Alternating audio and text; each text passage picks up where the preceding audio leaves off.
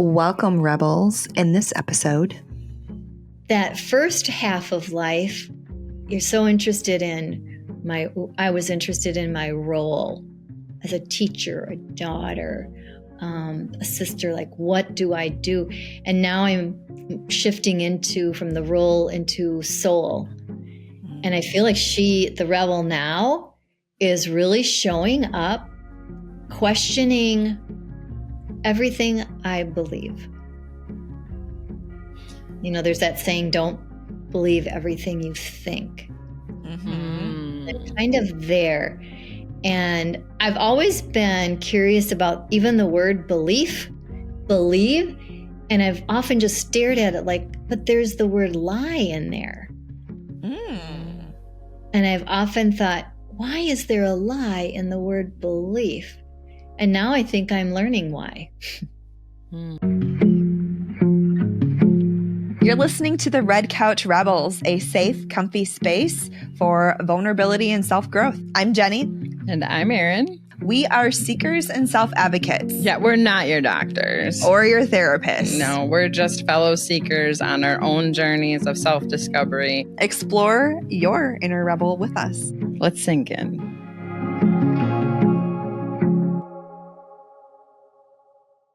I'm so excited to have you on the couch, the red couch with us today, Mary. You and I have spent time in your living room drinking tea in the comfort of your, comfy couches. And that's what we're doing here today. And it's been I've just enjoyed our time together. And I love how we've connected, because it started with our work with Into the Woods, right? And our mutual connections there. And I don't even know how we just immediately connected. I think just kindred souls and different things we've explored, and how we geek out over different things that we're reading and listening and watching. But yeah, I'm so excited to get to know you more than I have.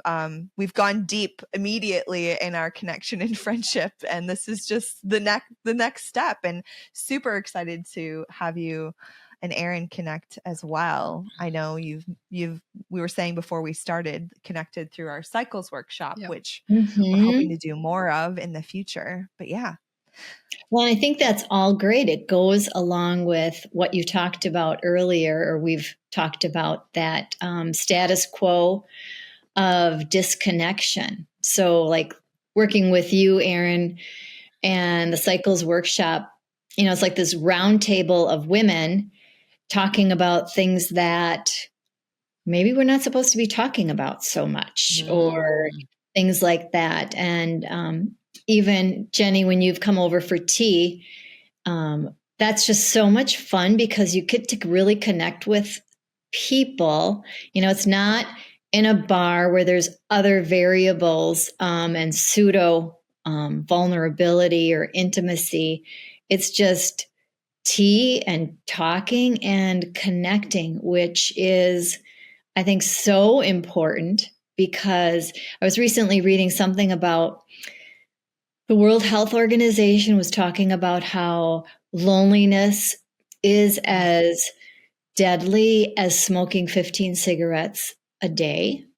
Wow. And that they're actually talking about a loneliness epidemic. And what are we going to do with that? So talking to someone from a red couch, having tea and sharing these conversations. To me, absolutely, that is going to be the antidote. Yes. And creating the energy of the red couch wherever you are. Right? Like, and that's what we're hoping to inspire people to do when they listen to these, is to get curious about the people in their own lives and bring that energy and curiosity into their own relationships. Oh, exactly. Taking it off the couch. Like in yoga, we talk about how can you take your practice off the mat and into the world? Because that's the secret sauce. Yeah. I did hear about the loneliness epidemic.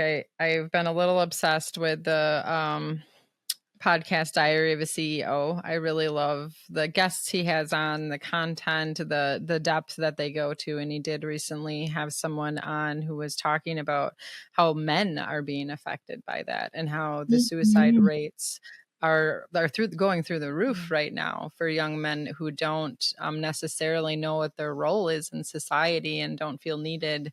And it's a crisis that we need to be talking about more, and not just on these long form podcasts. I'm hoping that with you said it was the World Health organization had announced that. I hope that does inspire more conversations, and that curiosity within their own families, looking at the younger men and helping them feel needed and helping them find their roles. Yeah. Well, I agree. I think, I see it. I have my parents who are older, and they're both 93, and just seeing even there where, oh my goodness, like they are 93. So the reality is most of their friends have passed on. So yeah.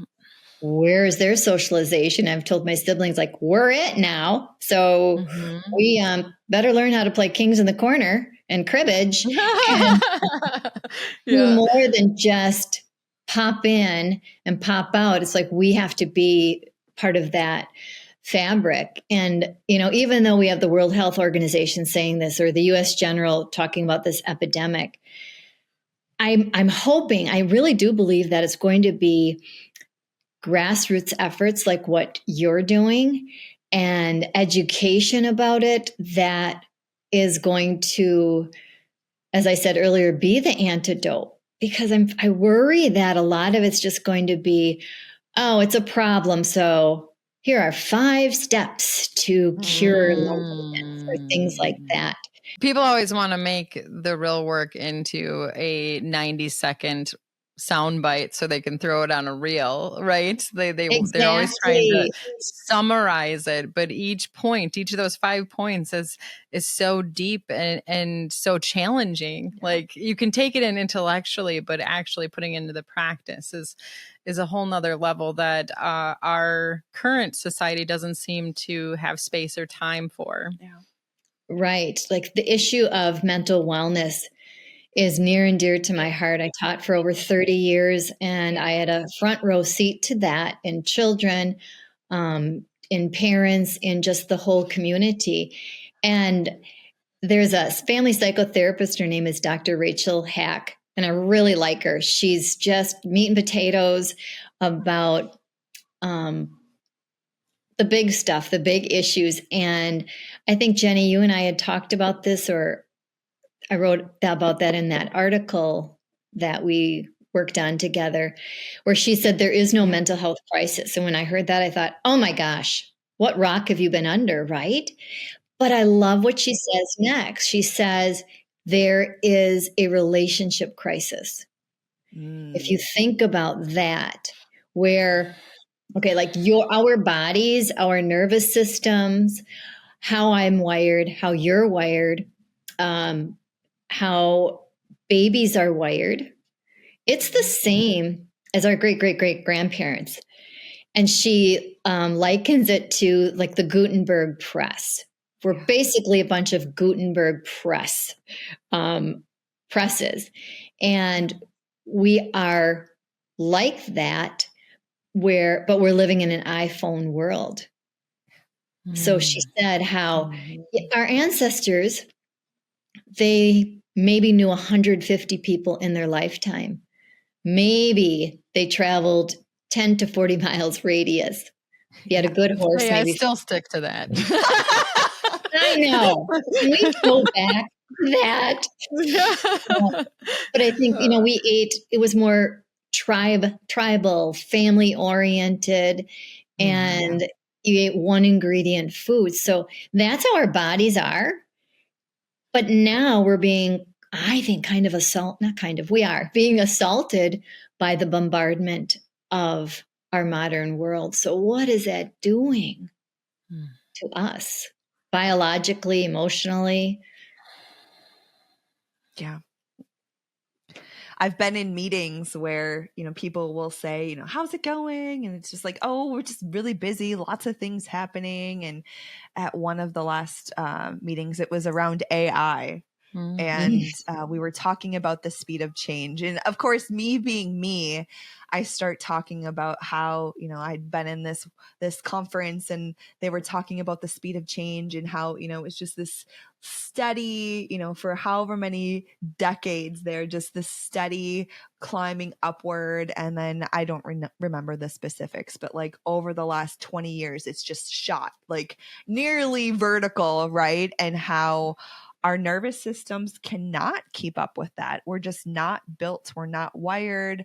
It's not in our DNA to know how to process and handle all that stimuli. And so, in the last meeting where I start talking about speed of change and going into that, somebody says from the background, "Whoa, Jenny, that's pretty deep and depressing." I'm like, sorry, I went there, right? They weren't ready for a couch moment. Right. You're bringing up so many great points, though. I love the way that you're layering it. Yeah. Well, and I don't think it's deep and depressing. It is. No, it's reality. So I look at learning about the nervous system, the vagus nerve, teaching people about that. So we have some equipment to regulate ourselves instead of just being dysregulated by whatever's coming towards us. Yeah. There was a social scientist in 1971, Herbert Wilson, I think was Herbert Simon. And he said, a wealth of information means a poverty of attention. Because information to me, as you were saying, Jenny, I mean, it's doubling by the week at the weeks where years ago, it like doubled every few years. And so much information, I think of it as like those of Pac-Man, and they come along and they just chew up your attention. So what happens when there's so much information? What happens to our attention and our ability to have introspection or to pay attention to what matters? Yeah.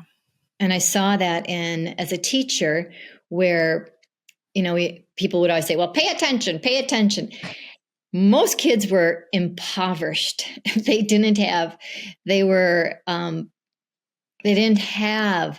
the currency of attention. So how could they be or pay attention and learn? Yeah. And so I saw firsthand in the classroom even what teaching, even I would always call them my babies, but my third grade I taught for many years, but all ages.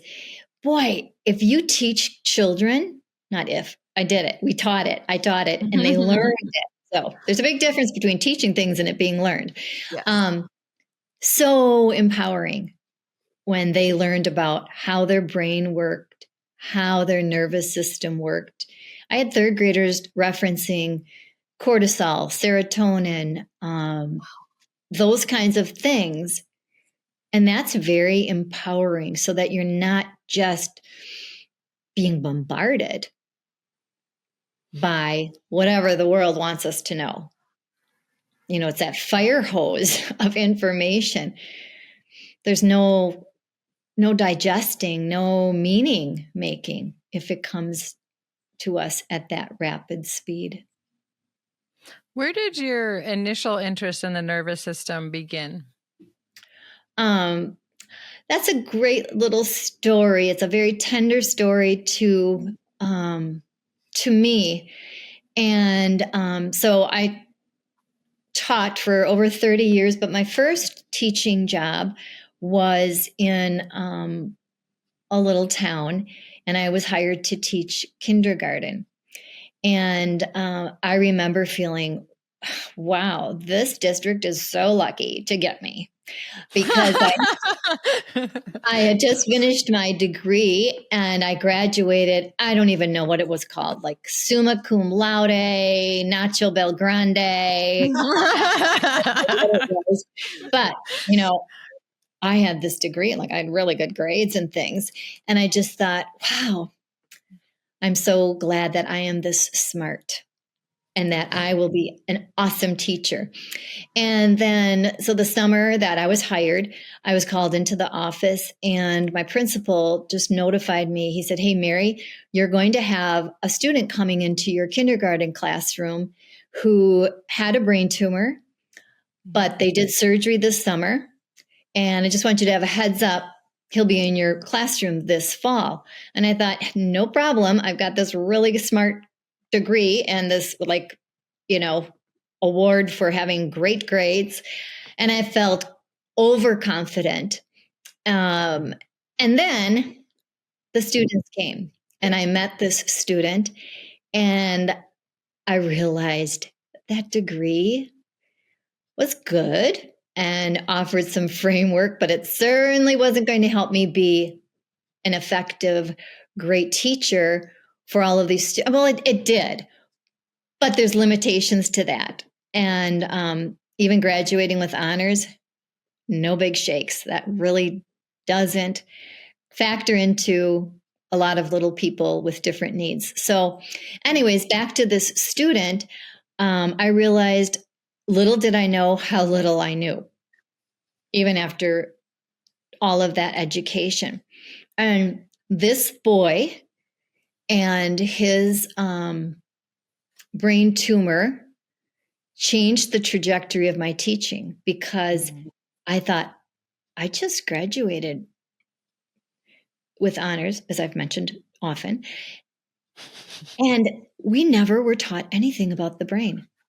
Zero. Oh my goodness. And it hit me like, wow, because then I noticed he taught me so much. Because one of my biggest lesson was, so there was a tumor in a part of his brain.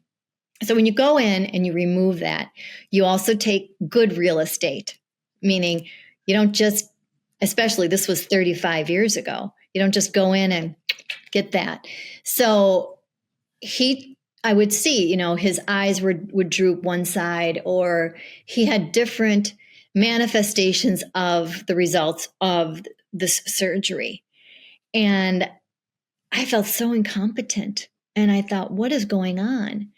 And then I also, as a kindergarten teacher, we would always have our circle time. And I remember looking at all of the kids in my circle and thinking, why are they so different? I was taught, create this lesson plan, have an anticipatory set, have goals, implement, move on. And I looked at all these kids, and some seemed very nervous. Some couldn't even, some were curled into a ball. Some were hiding in a corner. And I thought, all brains are not created equally.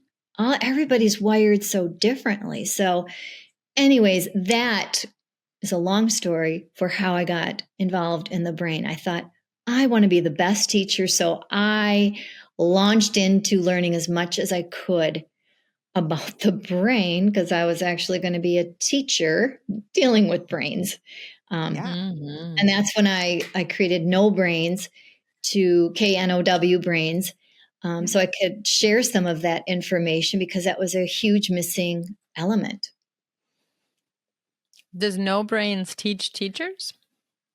We're doing that right now, actually. So, and I did that here and there. I've presented at some conferences with at-risk learners, and we're moving into that now. Now it's moved more into because 30 years ago, that's just when there was a huge explosion in brain research. George Herbert Walker Bush designated the 1990s as the decade of the brain. So that was just the beginning, when there was new technology, SPECT scans, fMRI scans, where we could now study the brain while people were still alive, which is good. You get more feedback that way. Ideally, yes. And so that really started just so much research. A lot of money was poured into what about the brain and how that affects learning, diseases and such.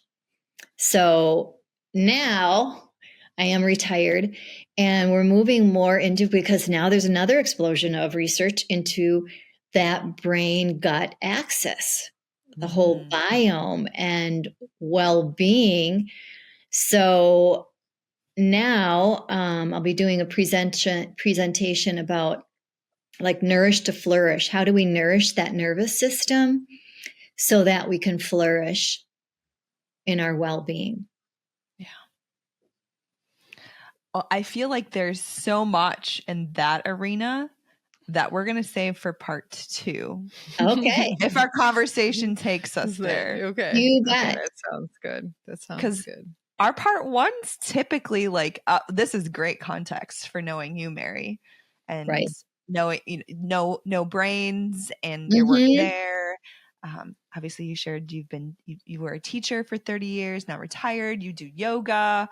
But what I really want us to come back to is your rebel experience. And so when you think about the rebel energy, and I know we gave you some prompts, but like, what's your relationship with your rebel when you felt into that? So I think I've been somewhat of an undercover rebel. Okay. I like it. The rebel has danced with the good girl for a lot of years. Yeah. It's just, I went to Catholic grade school, so that's a landscape of my childhood. And I remember a couple of things. One, there was a book at the back of church, and I was obediently standing in line and bored. So I like to read. So it's like any text nearby, I started reading, and it was the meaning of names. And I looked up Mary, and it said Hebrew derivative, I think, of Miriam. And it could mean beloved, bitter, or rebel. And I remember thinking, well, I thought I was just a good Catholic Irish girl, but I guess there's a rebel somewhere in here. And so she hasn't been very loud. And then I remember there was in Catholic schools, we certainly didn't dress up in costumes, pagan costumes for Halloween. We had All Saints Day. And so you could dress up as saints. And I remember just thinking, this whole Virgin Mary thing is really overdone. Like everybody does it and everybody expects it. So I researched and dressed up as Mary Magdalene. Oh. Now, why do you say, how did you? Yeah, I do, because that's very, they've changed the story on Mary Magdalene recently. So which variation of Mary Magdalene did you dress up as? This was 100 years ago when I was like 4th grade. So I just knew she had long hair, and I really thought she was cool because she still got to hang around with Jesus, but she had long hair. And my 4th grade understanding was she just really wasn't the Virgin Mary, but she was an interesting Mary, right? It was later on that I learned she was a prostitute, or I should say that was the narrative, right? But what I do remember about that day, I remember where I was walking into the pew, and this little nun, she came up to me and she's like, "My, are you ever brave?" And I thought, oh, what does she know that I don't know? I was just doing this. I thought Virgin Mary's, been there, done that. So I would say she was kind of quiet and wondering and observing. And I would say it wasn't until, truthfully, towards my second half. So I'm 58. So that first half of life, you're so interested in I was interested in my role as a teacher, a daughter, a sister. Like, what do I do? And now I'm shifting from the role into soul. And I feel like the rebel now, is really showing up, questioning everything I believe. There's that saying, don't believe everything you think. Mm-hmm. I'm kind of there. And I've always been curious about even the word believe. And I've often just stared at it like, but there's the word lie in there. Mm. And I've often thought, why is there a lie in the word belief? And now I think I'm learning why. I have something to offer you about Mary Magdalene because I'm also a huge fan. Yes. Something you might find interesting is that the church actually changed the story on Mary Magdalene, and she now is called officially prophet to the prophets. So I'm sorry. Isn't that No, it's not prophet. It's a different word. Disciple to the disciples. So she's like the teacher to the teachers. So they've elevated her now into a position of being closer to Jesus than the other disciples were. And when you go into agnostic, is it agnostic? No, Gnostic, the Gnostic books, there are some people that actually believe Mary Magdalene was married to Jesus. right? So it's really interesting. She is such a fascinating story. And I think she was such a powerful character in the story that the church had to diminish her and discredit her. That's my personal take on it, looking at it from the outside 2,000 years later. I have to tell you, I agree with that, because in my later years too, I learned more about her. And so what I love about what you just said, Erin, is doesn't that take us right to that word belief? We have such a belief, such a strong belief. Oh, she was a whore. She was a prostitute. She got her hair dirty. I think, did she wash Jesus's feet or something? But there was a lie in that belief. And now look at this. So that just kind of gives me the chills. And what about when we apply that to ourselves, the beliefs we have about ourselves? 100%. To really look at the stories we say, and then how we create a world that affirms those. Yeah. I find myself doing that all the time. Well, I believed this. And then, but there was a lie in that belief. I believed I was going to be the best teacher because I graduated with honors. That's a big fat lie.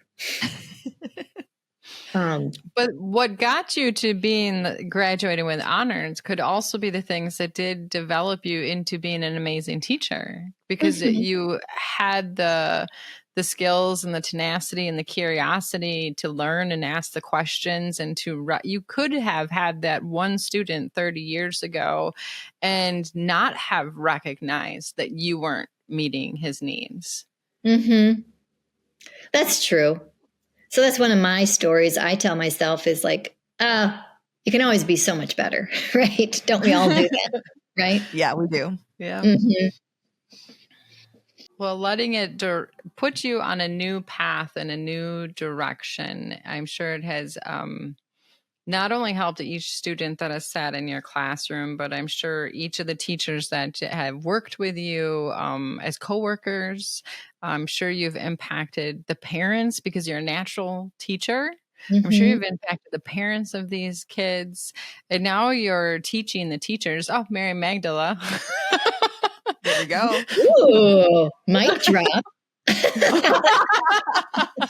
Yeah, but like the impact that you've had, and that I really relate my rebel to like that.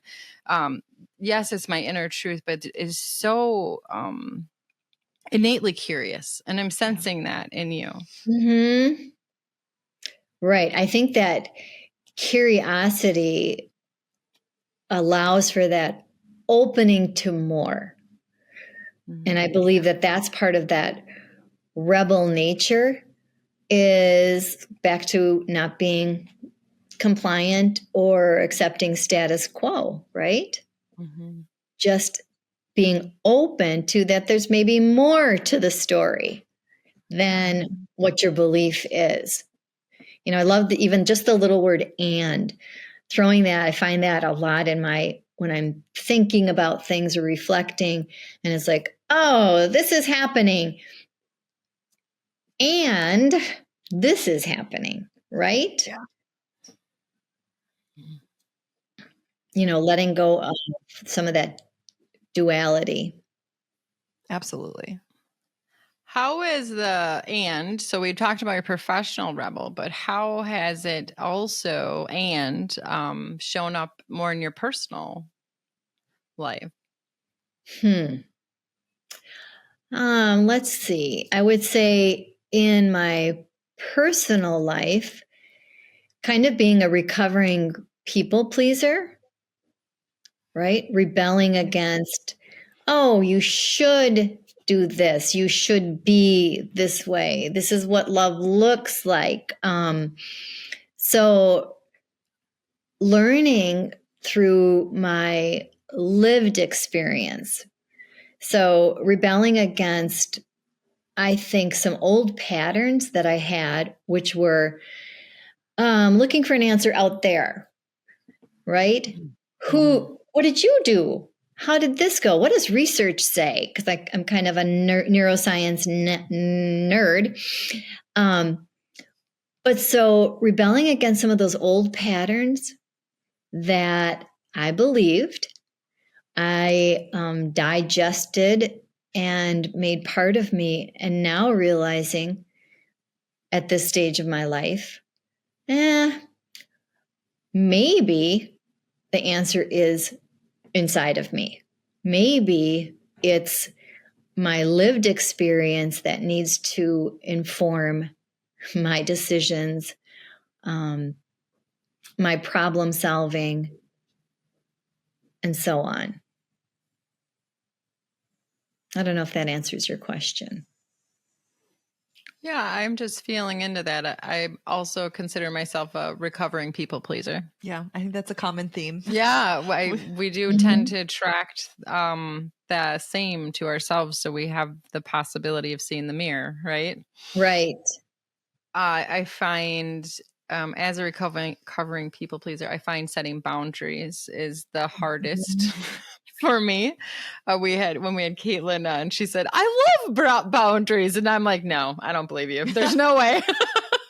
But she's probably really good at it. Yeah, you must be to enjoy it, because it's some of the most challenging work for me. Is that in a way, when you say that you're pushing against that programming of who you were told you should be, is that showing up as boundaries, or what other type of work does that look like in you? For me, it involves staying with myself, with whatever is, which is the opposite of abandoning myself. Sure. Right? I am learning how to stay with what is.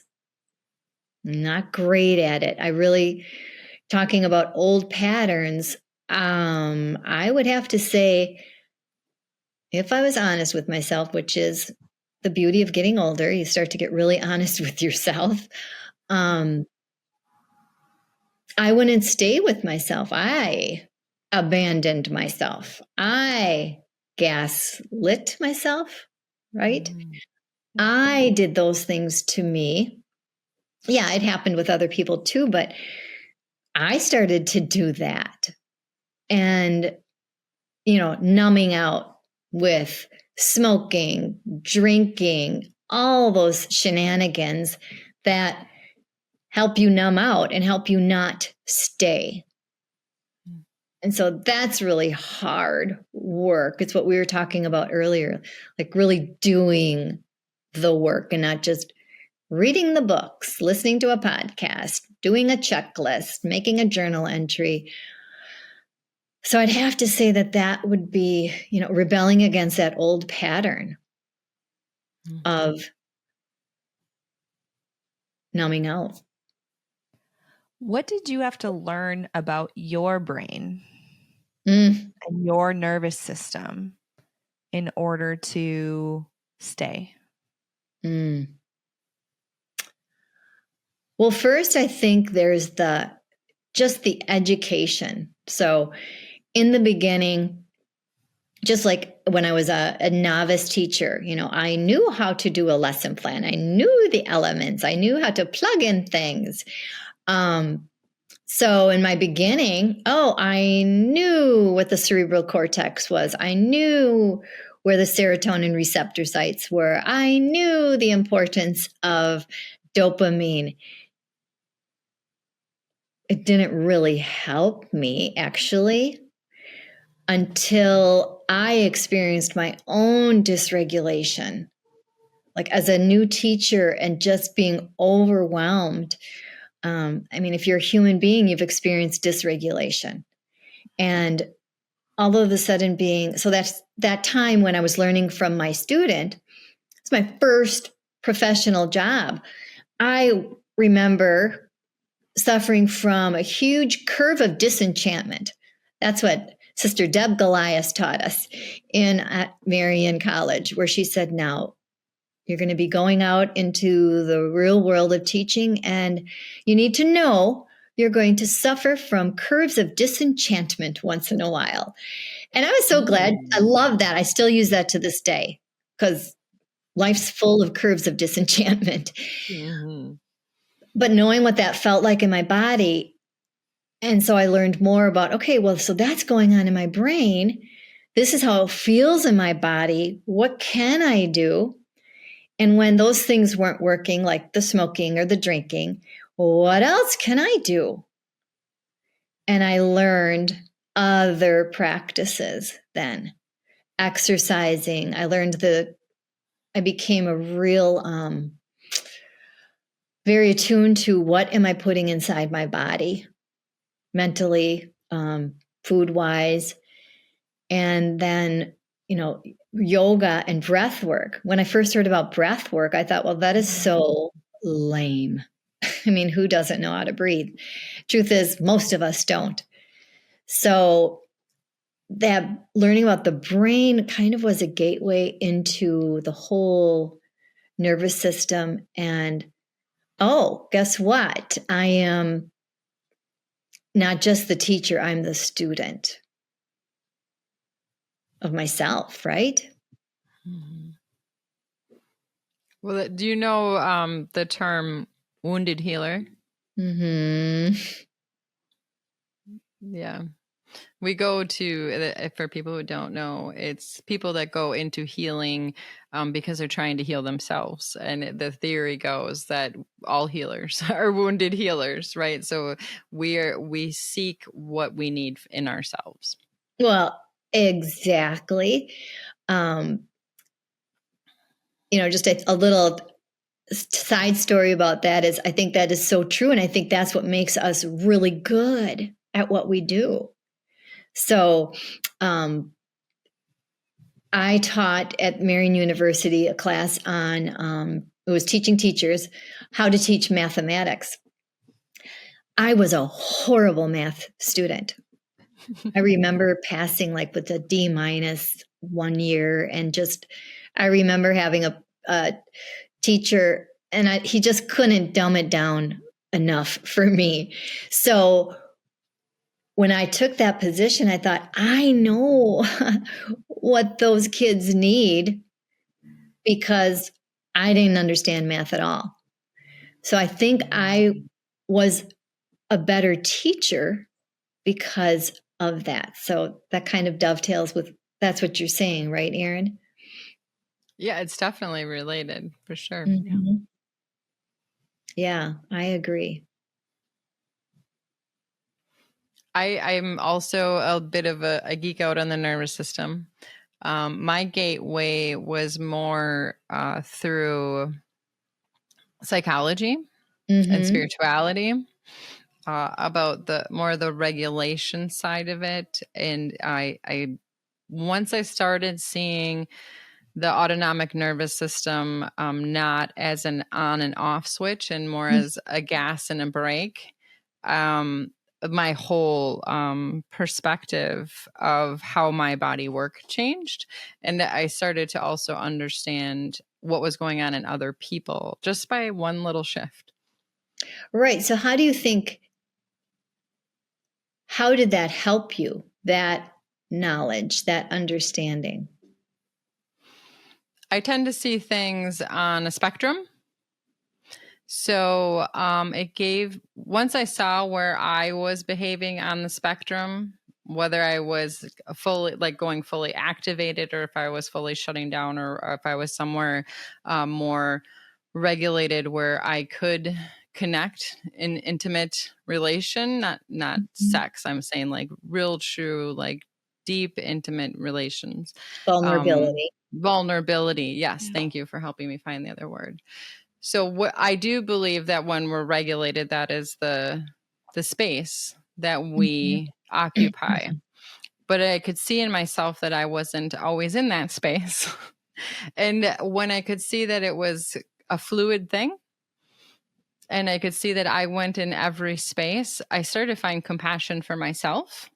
And seeing myself on a spectrum. And when I saw other people on this spectrum and I watched them be fluid in how they moved into the different spaces, it greatly increased compassion and helped me learn how to support people who are dysregulated, whether it's myself or people I love who are being triggered one way or the other.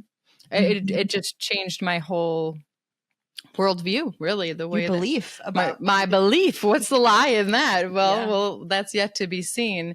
But right now, it is a philosophy and a perspective that is teaching me so much and helping me know when to regulate and helping me support other people.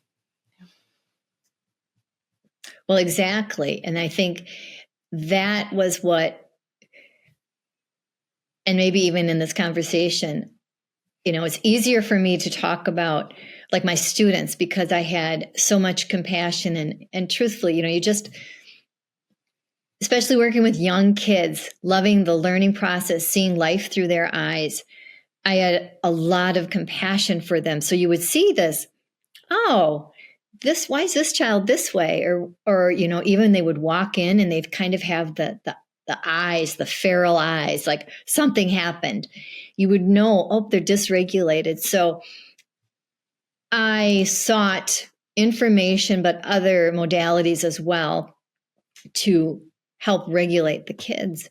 And then it was like, I started to notice, look, Mary, you're acting a little like little Johnny did yesterday when he threw that chair, when you just slammed that door. And it's like, maybe I'm human too. Maybe I get dysregulated. And I agree with you about that compassion. People would say, Mary, how can you be so patient? And it's like, well, if you understood the brain, these children aren't trying to be, I don't believe kids are trying to be like a little ass or whatever. It's like the myth of naughtiness or the myth of laziness. I believe that there's something underneath that. You've got this label or this belief, right? But no, what if there's some trauma underneath there? What if this is simply a manifestation of what happened? Or a result of what just happened that day. Yeah. It could be, we do that as adults. And I think that's where you're going is that if we can find that compassion in the kiddos with our understanding, maybe we can give ourselves a little more compassion. And what really helped my compassion was understanding that if we're not aware that it's happening, it's literally out of our control. Like our brains are wired to do this. We wire them to do this. It's autonomic, meaning automatic. It's happening. And until you become aware of it, you can't find the skills to learn how to cope when dysregulated, right? So how can you not have compassion for the way a brain is wired? Right. I think, the fight and flight sympathetic nervous system has gotten kind of a bad rap. It's like, thank God for that. Mm-hmm. Right. where it's like, well, PTSD, we have, that sympathy, you were in fight and flight for so long. Yeah, because you needed it. And now let's do something with that, because there's also post-traumatic growth from situations. The other thing I have found helpful with looking at things through that lens of neuroscience is I don't know if it's the right word, depersonalizes it, but it's not like you're not a bad kid. You're not going nuts. It's, those labels that aren't very respectful. But when you teach people about their brain, their nervous system, it's empowering. I remember I had a student who, the other thing I'm rebelling against are labels, but that's another show. But in education, we label everything, right? And this little boy was in my class another year, and he was labeled, EBD, emotional behavior. I don't know. It doesn't really matter. And, he knew that was his label, which I'm always like, how does he know that? Who said that to him? Right. And I taught the kids about their brains, the frontal lobe, what that's in charge of, the parietal lobes, just the anatomy. And I taught them like what intrinsic control was, extrinsic control. And he came up to me and he said, I just have to work on my frontal lobe a little bit and practice making good choices. And his mom came to me and said, that changed him, because do you see how that illuminated his life? Instead of I'm EBD and going through life, it's like, oh, my brain needs a little more practice. Yeah. Like that to me, that's the juicy stuff of teaching people about what's inside of them. Yeah. It's beautiful. Have you had any past students like come back to you years later? I have. That is just, again, like one of those things I savor. Sure, I've had kids come back and they talk about remembering about learning about the brain, or what have you. And just that, we don't really get, I was going to say, we really don't get we don't get any bonus checks as teachers, but those are the bonus checks that continue on. Yeah.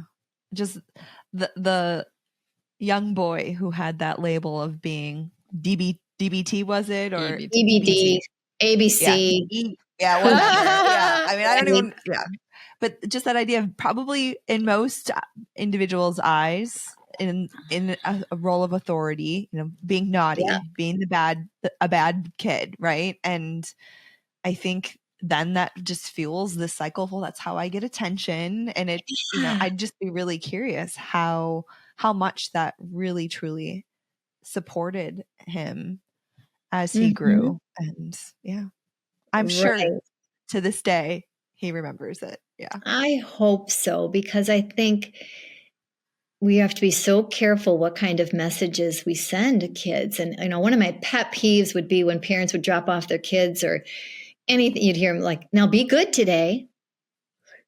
Try to be good. And I'm thinking, and I would, as I got older, I would just say, they're already good. It's just about choices today and what have you. Because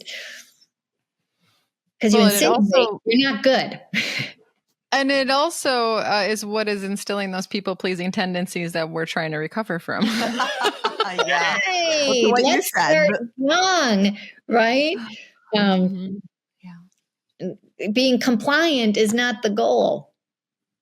Yeah, I think I've said it on the podcast before. Maybe I just said it to Jenny, but my son brings home these month awards or whatever when the kids are excellence or whatever. And I told him, I'm like, dude, I want to see one that says you ask the best questions. Yeah. Like, I don't, it's the good kid thing. Like they're rewarding the good kids, the compliant kids, the kids that are easier to teach. It's like, no, I want to see something that's showing that you're challenging and asking questions. And like, so I'm like the opposite. I'm like the mom that's like, hey, bring me home what's calling you a rebel. Like, then I'll really be proud.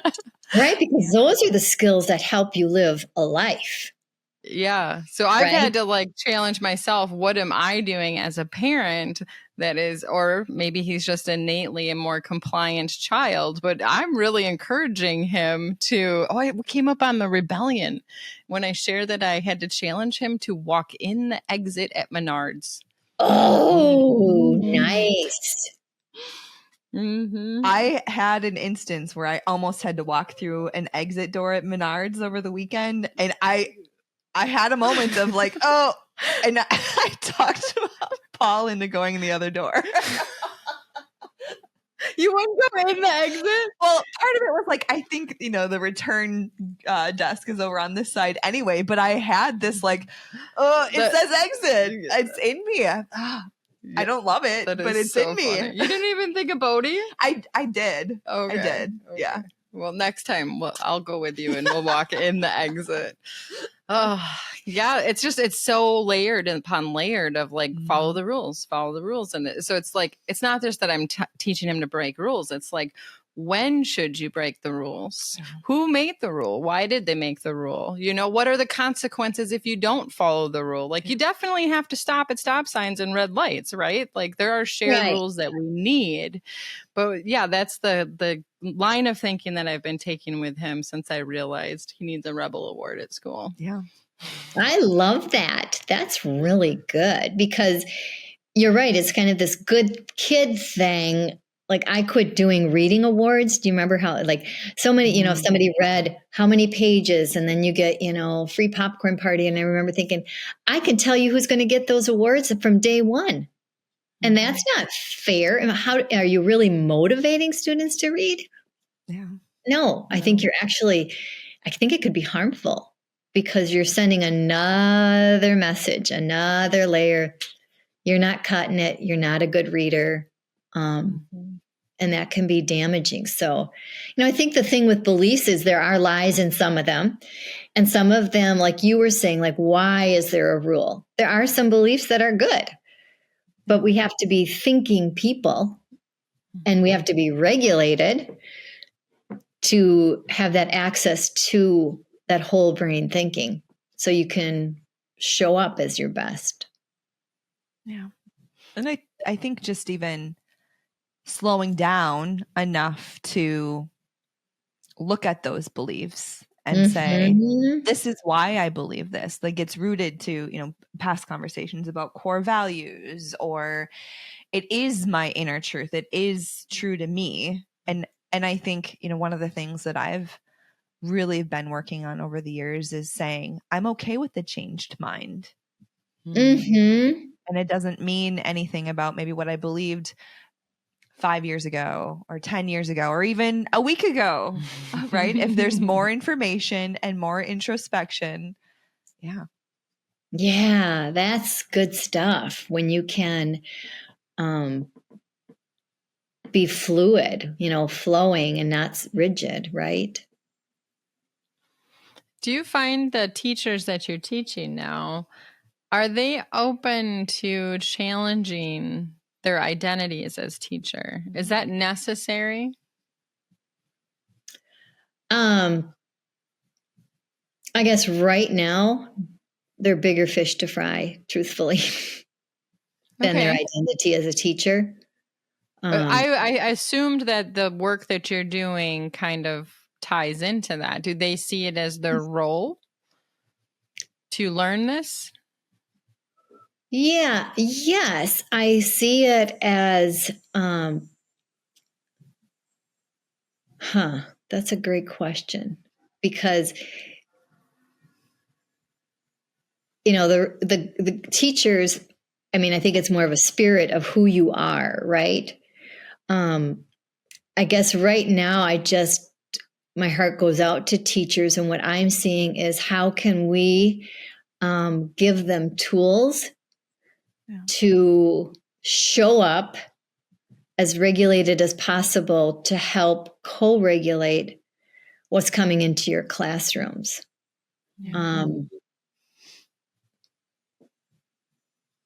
Is that a focus of some of what you're teaching beyond, them teaching the brain? Is is there a pretty heavy focus on supporting them and their nervous system and their understanding? That's pretty much it. I'm not teaching them like, okay, go back and teach the kids about their frontal lobes. Okay.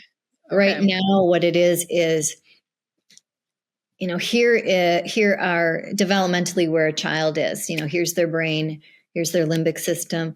My big focus right now is co-regulation. How do we regulate, and what kinds of things can we do relationally, environmentally, and experientially to maximize regulation? So it's them and the students, because we're all really just human tuning forks showing up.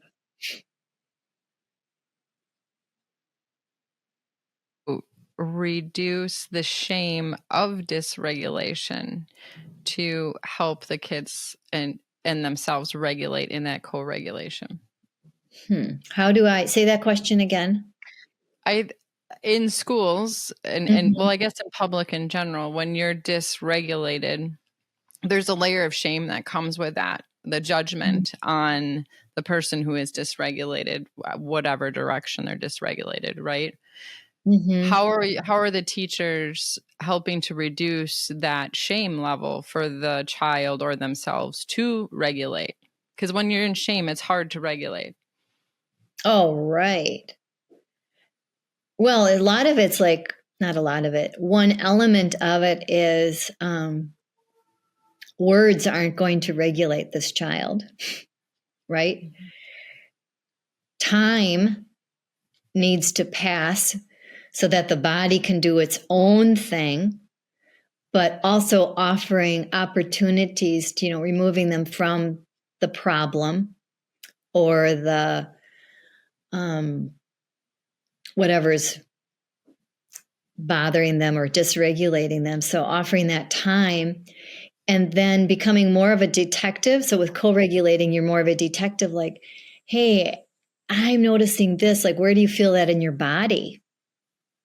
Instead of you should be ashamed of yourself, or, like years ago, we used to have this card system, go pull a card.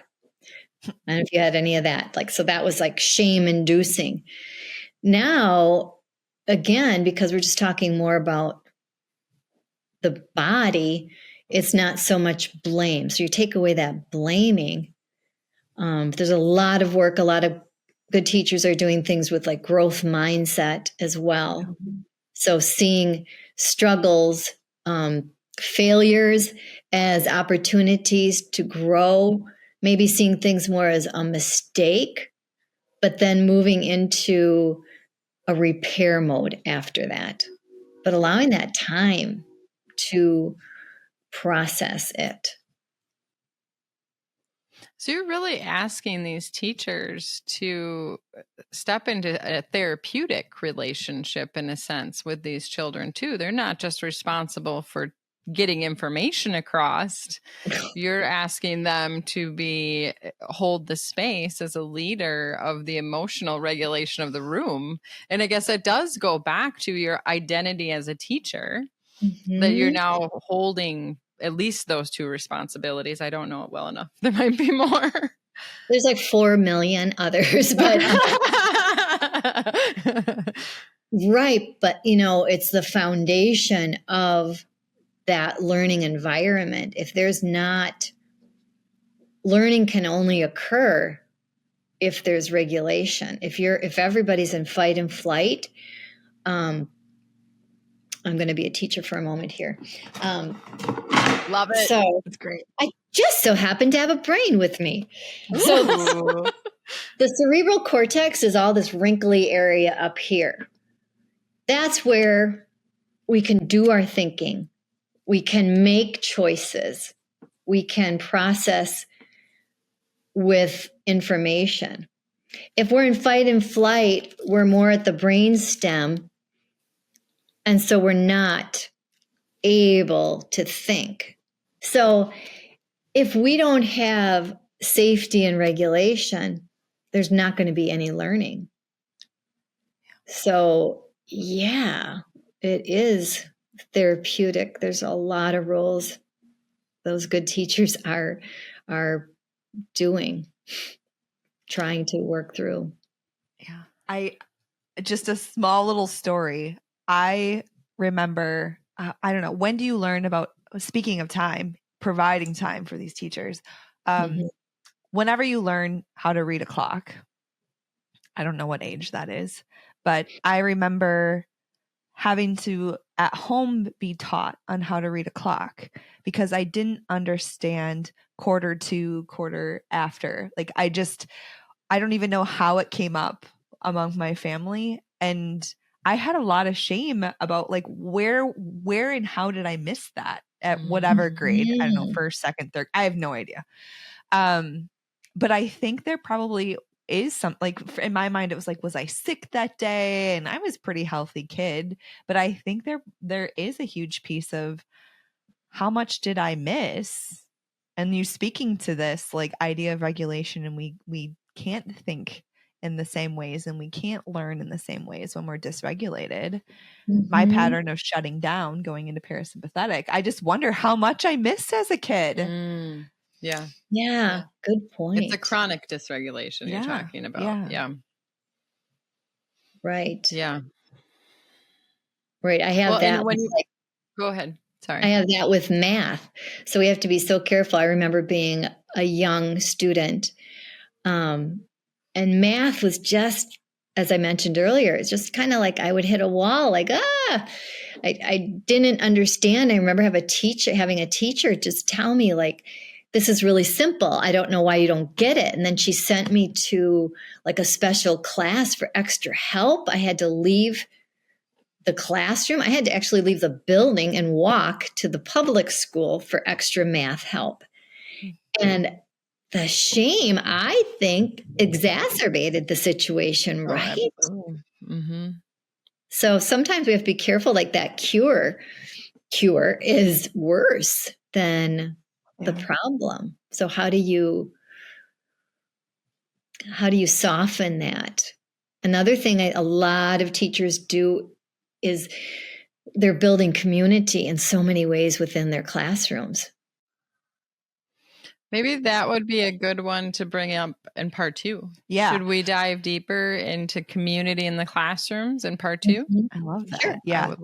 I'm like stacking up questions in my brain. So we've covered so much beautiful stuff in this, exploration of your rebel and how that's come up with, no brains and your experience as a teacher. But let's not forget Mary Magdalene. Oh yes. Yes. Can't forget. Well, Mary.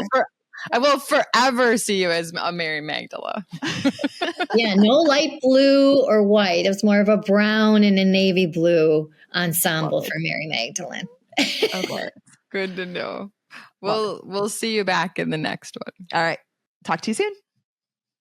Thank you so much for joining us on the Red Couch. We would love if you would head on over and subscribe to the podcast and leave us a review. It helps us tremendously as we rebel against the status quo of disconnection. We need you. We appreciate you. You can also head on over to our website, redcouchrebels.com, to send us a note and explore your inner rebel with us on our online network. We'd love to see you there.